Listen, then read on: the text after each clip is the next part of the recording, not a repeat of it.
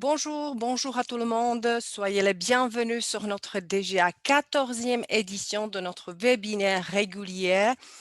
Euh, nous sommes bien heureux que vous soyez avec nous aujourd'hui et que vous ayez trouvé votre temps, même pendant cette période de vacances, de congés, et nous sommes ici pour vous apporter un update régulier sur la situation économique en République tchèque. Il est 14 heures, nous sommes le 18 août et on a 30 minutes à passer ensemble sur des sujets bien actuels.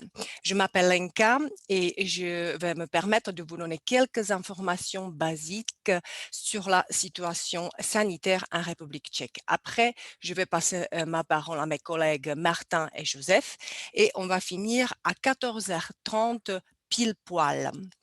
Euh, Qu'est-ce qui nous attend? Le format, il est toujours pareil. Nous commençons par la situation sanitaire en République tchèque et les mesures qui sont mises en place et qui sont valables actuellement. Après, on va passer vers les actualités économiques. On va vous inviter aussi à la fête de la Chambre qui va fêter ses 25 ans cette année. Et bien sûr, à la fin, n'hésitez pas à poser des questions. On va essayer de vous répondre rapidement lors de ce webinaire. Donc, quelques informations portant sur la situation sanitaire, sur le Covid. Voilà les informations les plus récentes, actuelles au 16 août. Regardez sur le premier slide, là, vous pouvez voir comment ça s'évolue, la situation avec les vaccins en République tchèque. Vous voyez que déjà, on a noté à peu près 10 millions, presque 11 millions de vaccins administrés. Les 2 doses ont été appliquées à peu près à plus que 5 millions d'habitants. Le nombre de cas, il a augmenté presque à 1,5 million de personnes. Le nombre de cas sur les 7 jours calculés par 100 000 habitants, c'est à peu près 13 cas. Toujours, ces chiffres ne doivent pas forcément vous sembler si élevés, mais toujours n'oublions pas que nous sommes dans un pays qui compte à peu près 10 millions et demi d'habitants, toujours en comparaison avec la France où les chiffres sont bien sûr plus élevés, mais la France, elle comprend à peu près 60 ou plus que 60 millions d'habitants. Sur le slide suivant, euh, vous pouvez voir, voilà la situation concernant la vaccination en République tchèque, qui n'est pas toujours, pour le moment, c'est la situation actuelle n'est pas obligatoire, elle est toujours volontaire. À ce moment, on a noté, on a enregistré à peu près plus que 55% des personnes qui ont déjà les 2 doses de vaccin. Mais pour pouvoir garder l'immunité collective, on en a besoin plus, à peu près 75%. Et il n'y a pas beaucoup de volonté parmi les gens de se faire vacciner. Donc, le gouvernement a mis en place un programme de motivation pour faire inciter les gens à se faire vacciner plus. Donc, il n'y a plus besoin, par exemple, de s'enregistrer au centre de vaccination. On peut le faire même sans cet enregistrement. Il y a, par exemple, 2 jours de congé qui sont prévus surtout pour les employés d'État. Donc, il y a quand même une volonté de faire vacciner la plupart de la population dans le plus bref délai, surtout avant la vague suivante qui peut-être va s'avérer en automne. il inclut par exemple les tests qui sont pour le moment payés par l'assurance, mais à partir du 1er septembre, les tests ne doivent plus être remboursés. Les gens seront obligés de régler par eux-mêmes, ce qui devrait aussi les motiver à se faire vacciner beaucoup plus. Le site internet ochco.usis.cz, c'est un site qui est accessible pour tous les gens pour pouvoir télécharger leur confirmation, ouais, attestation de vaccination. La vaccination, elle est bien sûr accessible aussi même pour les étrangers qui vivent en République tchèque. Ceux qui ne payent pas leur assurance, pour eux, c'est déjà payant maintenant. Euh, l'âge pour pouvoir être vacciné a diminué à l'âge de 12 ans, donc c'est maintenant accessible aussi pour les enfants. Parmi les jeunes, on a noté à peu près une 30% des gens qui ont déjà reçu la première dose. Euh, Sur le slide suivant, vous pouvez voir la situation actuelle dans les différentes régions du pays. Vous voyez bien que juste en plein centre, c'est la ville de Prague, c'est la capitale qui semble être le plus touchée ou avec le plus grand nombre de cas. Le moins de cas, c'est plutôt à l'est du pays, mais ça change vraiment voilà, d'une semaine à l'autre. Le deuxième graphique, déjà, vous voyez le graphique qui montre l'évolution des cas à partir du début de la pandémie, en comparaison avec la peak saison où on a noté à peu près 15 000 personnes par jour. Aujourd'hui, on n'en note que 200 personnes. Donc, c'est vraiment la situation. Elle s'est bien stabilisée. Espérons que ça va durer pour le plus longtemps.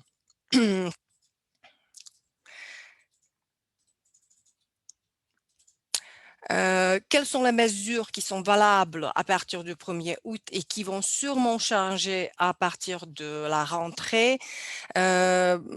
Presque tout est ouvert, toute l'économie s'est mise en marche. La culture, le sport, les foires, tout ça, ça peut avoir lieu.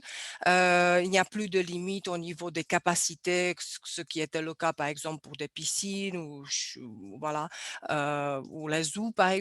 Aujourd'hui, tout est permis, sauf qu'il faut chaque fois donner la preuve de non-infection, soit avoir un test PCR ou antigène, ou il faut avoir une preuve de votre docteur que vous avez déjà passé la maladie et que vous n'êtes plus, oui, voilà, maladie, ou bien que vous êtes vacciné. Ce qui reste valable, c'est toujours le port du masque dans les magasins, dans les espaces fermés, dans le transport en commun ou dans le bureau d'administration ou lors des visites, par exemple, des soins des bâtiments de santé.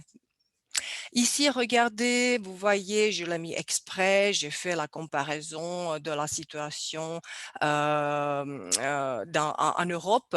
Ça fait un mois et maintenant, vous voyez la répartition par couleur des différents pays. Vous voyez surtout la France qui est devenue rouge et la plupart d'Europe d'ailleurs. Donc, vous voyez comment ça change d'un mois à l'autre.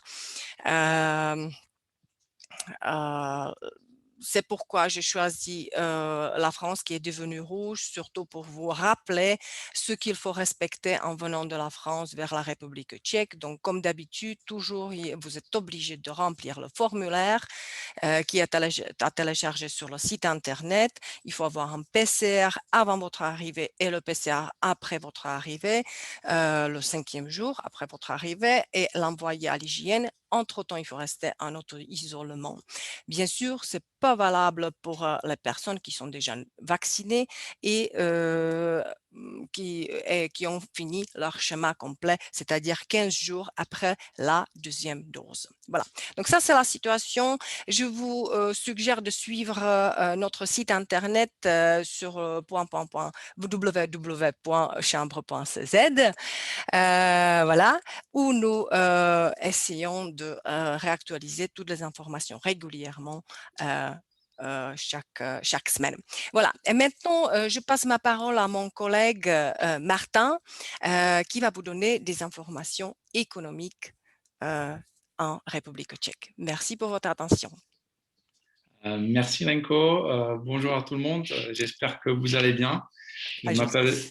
euh, c'est pas grave. Je À m'appelle Joseph. Joseph Miller. Je suis conseiller à la Chambre de commerce franco-tchèque. Et du coup, comme Lenka a dit, je vais vous présenter les 3 sujets dont on a choisi. Et si vous avez des questions, n'hésitez pas à le poser dans le chat ou après dans le mail et on va vous répondre avec plaisir. Donc, le premier sujet, c'est la hausse des prix en République tchèque qui s'accélère parce que, selon les dernières informations, l'inflation a battu un record de 3,4% et la croissance des prix pourrait continuer jusqu'à 4% selon la Banque nationale. Aussi, les prix d'électricité en bourse ont augmenté de 80% au cours des derniers mois et certains fournisseurs l'ont déjà reflété dans les prix pour les ménages et les sociétés. La raison de cette hausse, c'est la hausse des prix des quotas d'émission et la pression sur la production écologique. Et il est également possible que les prix d'électricité dépassent le niveau record d'avant la crise de l'année 2008. Les experts craignent que les prix élevés d'électricité seront la réalité pour les 2 années prochaines parce qu'il y aura un déclin définitif des centrales nucléaires en Allemagne et la pression environnementale sur les prix des droits d'émission va continuer. Et du coup, ça peut être très difficile, surtout pour les consommateurs. En plus d'électricité, les prix des voitures et des carburants ont augmenté aussi ces dernières semaines. C'est pareil pour les prix des voyages, parce qu'il y a une hausse sur les dernières semaines, mais cela dépend plutôt de l'optique, parce que par rapport à l'année dernière, donc l'année entre guillemets Covid, ils sont nettement plus élevés, mais quand on les compare avec l'année 2019, dans de nombreux cas, ils sont encore en dessous du niveau d'avant le Covid. Et c'est pareil pour les prix dans les restaurants qui augmentent également en partie à cause des salaires plus élevés des nouveaux employés. Parce que beaucoup des gens qui ont travaillé dans la gastronomie et dans les hôtels pendant des années avant la crise ont trouvé un nouveau emploi et ne veulent pas revenir aux conditions d'origine. Ils disent assez souvent que la gastronomie et les hôtels sont des employeurs précaires et si vous voulez nous récupérer, vous devez payer en supplément pour le risque d'un autre confinement. Mais ce qui est positif, c'est que les gens ne perdent pas encore l'envie de dépenser leurs économies accumulées. Mais en cas de nouveau confinement, je crains que la fermeture des portefeuilles sera beaucoup plus grave que les mois précédents. Notre deuxième sujet, c'est en fait l'information que le groupe PPF forme un joint venture avec le constructeur français de petits bateaux de plaisance, groupe Beneteau. Parce que PPF, c'est un groupe financier tchèque qui détiendra 60% des parts de la joint venture, qui sera axé sur la location des bateaux de plaisance. L'opération devrait être réglée d'ici la fin de septembre, après que les conditions réglementaires et légales sont remplies. La joint venture entre PPF et le groupe Beneteau va aussi regrouper les actifs des sociétés de charter Dreamyard et Navigaire, et les 2 sociétés de location et leurs filiales y compris la plateforme de commande en ligne, exploite la plus grande flotte au monde d'environ 1200 bateaux. La joint venture aura des bases dans plus de 50 postes d'armarage dans le monde et il aura la position la plus forte, en particulier dans les Caraïbes et d'autres destinations exotiques à luxe telles que les Seychelles ou la Polynésie française. PPF a décidé d'investir dans une nouvelle entreprise dans un segment du marché spécifique, nouvelle pour eux, car ils voient une opportunité très intéressante au sein de l'industrie du tourisme. Par contre, le groupe Beneteau, qui détiendra donc 41% du capital de la joint venture, propose 180 modèles de bateaux, allant de voiliers aux bateaux à moteur, des bateaux sportifs et bateaux de loisirs. Et c'est aussi un important fabricant des maisons préfabriquées parce que le groupe emploie 7500 personnes, principalement en France, et aux États-Unis, en Pologne, en Italie et en Chine. Et pour vous donner un contexte, parce qu'on a déjà parlé du groupe PPF, ils sont présents dans 25 pays en Europe, en Asie et aussi en Amérique du Nord. Et ils investissent dans un nombre d'industries, des services financiers, des télécommunications, des médias, de la biotechnologie ou de l'immobilier, par exemple. Et le groupe, aujourd'hui, possède un actif de presque 40 milliards d'euros et emploie 94 000 personnes dans le monde. Voilà. Et dernière tendance médiatique, c'était l'annonce de Gigafactory en République tchèque, parce que l'État souhaite qu'au moins un projet d'usine de batterie pour voitures électriques, la soi-disant Gigafactory, soit établi en République tchèque. C'est ce qu'a déclaré le vice-premier ministre et ministère de l'Industrie et des Transportations, Karel Havlíček. Parce que selon lui, même Volkswagen, le groupe Volkswagen est intéressé, qui comprend également le constructeur automobile tchèque, Škoda, et aussi la société coréenne LG qui est intéressée. Selon le patron de la société énergétique ČEZ, ce qui est EDF tchèque, entre guillemets, M. Beneš, l'usine pourrait être opérationnelle d'ici 8 ans. Le vice-premier ministre a déclaré aussi que l'un des sites envisagés pour la construction d'une usine de batterie est le site de l'ancienne centrale électrique à charbon, Prunežov du groupe ČEZ. ČEZ a aussi déclaré que la construction de Gigafactory est liée à l'exploitation minière du lithium qui est prévue en République tchèque. Et ČEZ veut décider de l'usine pour son traitement de l'année prochaine et démarrer la production en 2025. Et pour l'instant, aucune aide de l'État n'est pas négociée. Mais selon ČEZ, ça sera en forme de soutien direct ou d'allègements fiscaux. Mais la plus importante partie devrait être investie par les investisseurs comme Škoda ou LG. Donc, ils ont déjà signé le mémorandum qui a été approuvé par le gouvernement tchèque. Et selon ce mémorandum, aux premières étapes, l'investissement devrait s'élever au moins à 52 milliards de francs tchèques et au moins 2300 nouveaux postes d'emploi devraient être créés. Ce qui est aussi intéressant, c'est que, parce que l'électromobilité est l'un des principaux tendances qui animent actuellement l'industrie automobile, alors qu'il y a encore quelques années, les voitures électriques étaient une alternative intéressante, mais peu répandue par rapport à des voitures conventionnelles. Mais aujourd'hui, ils sont regardés comme la voie pour l'avenir des transports mobiles. Et l'année dernière, le nombre de voitures électriques dans le monde a dépassé les 10 millions. Et selon le serveur ecovosi.cz, plus de 8500 voitures électriques étaient immatriculées en République tchèque. Donc, c'est toujours assez peu par rapport à l'Europe occidentale, mais ça augmente. Et le lithium, qui est considéré comme le métal du futur, qui est utilisé pour fabriquer des batteries pour voitures électriques, mais son extraction représente un certain risque environnemental. Et selon les dernières estimations, il y a environ entre 2 et 3% des sources mondiales de lithium en République tchèque. La grande majorité se trouve au nord du pays, Cínovec, et une petite quantité à Slavkovský les. Et le gisement près de Cínovec est le plus grand d'Europe. Ce qui est aussi très intéressant, c'est que selon l'étude de la Fédération européenne de transport et de l'environnement, plus d'un cinquième du lithium et plus de 60% du cobalt nécessaires pour la fabrication des batteries pourraient provenir du recyclage d'ici l'année 2035.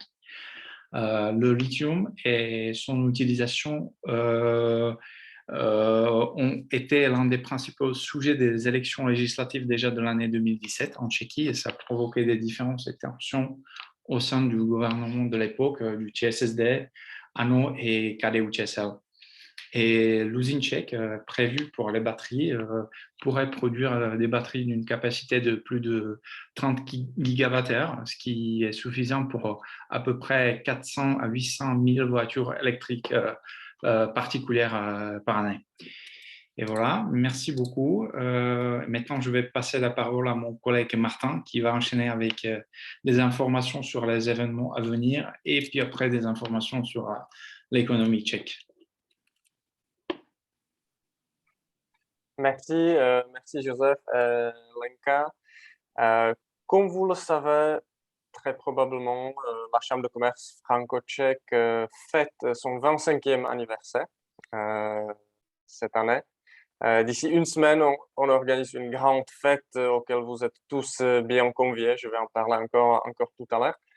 Mais on a aussi décidé de profiter de cette occasion, de cet anniversaire, pour faire une petite, disons, reconstruction des échanges commerciaux franco-tchèques depuis ces 25 dernières années. Donc on a fait un peu d'études, un peu d'analyse, on a recueilli les données, nous avons publié un communiqué de presse qui a été repris par certains médias locaux. J'aimerais bien vous faire, juste vraiment une toute petite, restitution rapide de ce que nous avons, trouvé, des highlights que nous avons identifiés. Heu, pour résumer, la France, est l'un des pays, partenaires les plus importants, de la République tchèque. Plus précisément, 4e pays client et septième pays fournisseur. Pardon, c'était un peu trop rapide, voilà.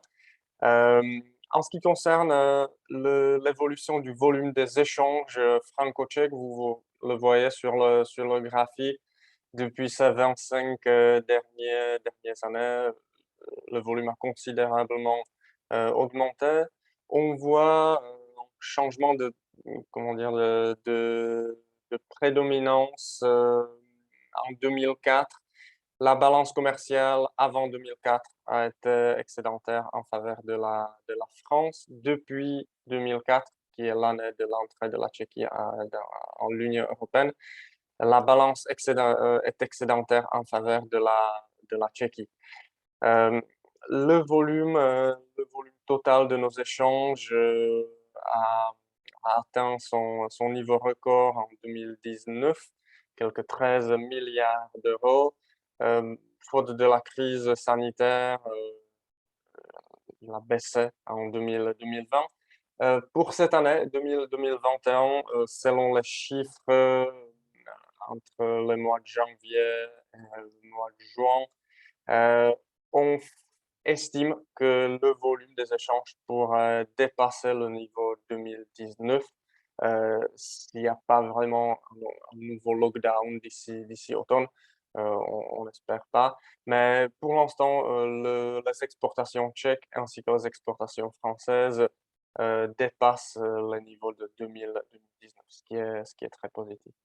Hem, Quelles sont les principales commodités que nous exportons en France? Heu, sans beaucoup de surprises, c'est le véhicule et tout ce qui va avec, quelques 35 de, de nos exportations. Deuxième, c'est tout ce qui est heu, les machines industrielles, et cetera. Et la troisième catégorie, c'est les appareils électriques, électroniques, optiques. Si on regarde, le sens inverse, donc ce que nous importons de la France, à nouveau première place, c'est les véhicules, 16. Deuxième place, le niveau qui est le même que l'automobile, c'est les produits de l'industrie chimique, cosmétique, pharmaceutique. Et sur la troisième position, à nouveau, c'est tout ce qui est les machines, les appareils électriques, électroniques, et cetera. Donc voilà, ça c'était en ce qui concerne les échanges commerciaux, exportation, importation. Regardons maintenant, et là j'enchaîne aussi sur ce que Joseph a dit tout à l'heure, les investissements. Comment la France investit ici et comment la Tchéquie investit en France. Hem, la France est aujourd'hui le troisième pays investisseur de la République tchèque, 3e le plus important, après, l'Allemagne et la Grande-Bretagne. Aujourd'hui, on recense, près de 500 filiales françaises qui sont présentes, en République tchèque, qui emploient presque 70 000 employés et génèrent un chiffre d'affaires de presque 13 milliards d'euros. Hem, En 2019, le stock d'investissement, français a atteint, 11 milliards d'euros. Heu, Quels sont les secteurs où la France, où les sociétés françaises sont les plus présentes? Logiquement, c'est l'automobile. Aujourd'hui, c'est exclusivement les équipementiers, PSA, qui pendant quelques années a détenu une moitié d'un joint venture avec Toyota ici à Colline, s'est désinvesti de cette entreprise. Donc, il n'y a plus de constructeurs français présents. Donc, c'est les équipementiers Faurecia, Valeo, etc., etc. Il y a des sociétés dans l'aéronautique, Latécoère, Safran. Une forte présence française dans le domaine de gestion des eaux et de déchets, notamment par intermédiaire de Veolia, qui est présent depuis vraiment tout début des années 90. Et Suez, dans la finance, la Société Générale, BNP, Cofidis, AXA, qui est parti, qui a revendu ses actifs ici en Tchéquie. Forte présence à nouveau dans le secteur alimentaire et plus particulièrement dans le domaine du lait, donc des laiteries, des fromageries, Bell, Lactalis, Danone, Savencia, plus de la sucrerie, Tereos, etc. Très forte présence dans le BTP. Les grands acteurs français sont présents ici, Bouygues, Colas, Vinci, Saint-Gobain avec les matériaux de construction. Et on retrouve bien entendu beaucoup de marques de, de mode, de retail, Decathlon, Sephora et autres. Il y en avait quelques-uns qui sont partis, qui ont quitté le marché, Carrefour ou Camaïeu, par exemple, tout récemment. Donc, la France, l'un des premiers investisseurs ici en Tchéquie. Malheureusement, si on regarde la position, disons, des entreprises tchèques en France, on ne peut pas dire que la Tchéquie est parmi les principaux investisseurs en France. Si on regarde les chiffres, le stock de quelques 400 millions d'euros d'investissement tchèque en France, ce qui représente vraiment une petite fraction de ce que la France a investi ici. Pourtant, ce qui est très important, c'est la tendance.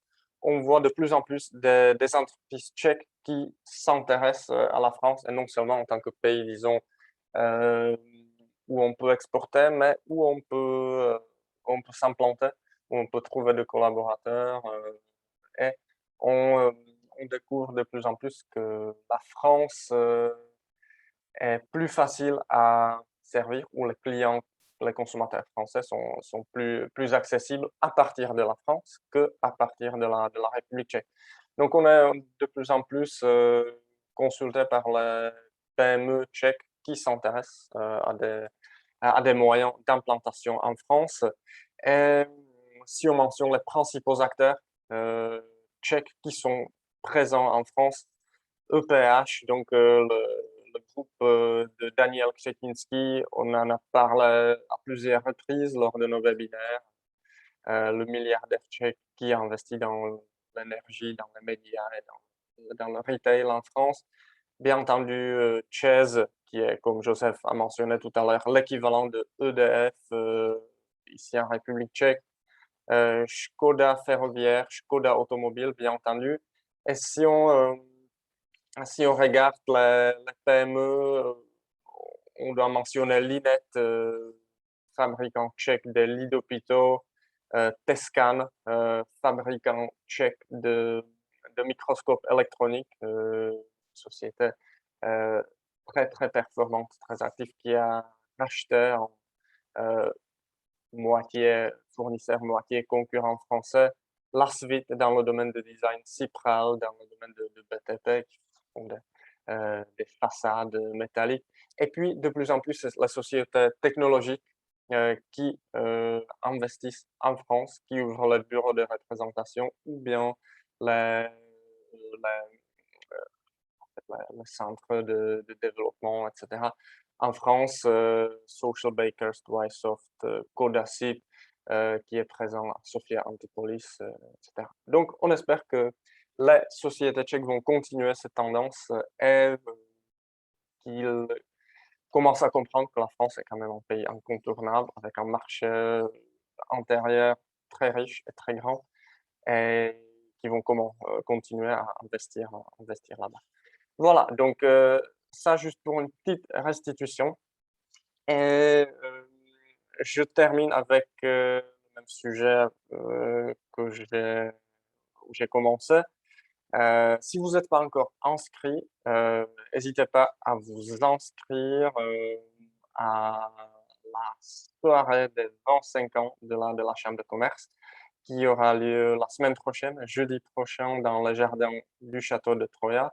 Ce sera non seulement une fête, mais ce sera aussi un tournoi sportif, tournoi pétanque traditionnel qu'on organise depuis de nombreuses années en août. Donc, il nous reste de la place et grâce à nos partenaires, nos sponsors que vous voyez sur l'écran, nous sommes capables de préparer un programme assez intéressant et nous avons vraiment hâte de cet événement. Donc, venez célébrer avec nous. Et dernière information, nous continuons à promouvoir notre pavillon France au salon MSV, salon industriel numéro 1 en République tchèque et dans la région Europe centrale en général. Il nous reste des stands disponibles, donc s'il y a des industriels parmi vous, nous sommes disponibles pour toutes les informations complémentaires. Voilà, donc je ne vois pas de questions, donc si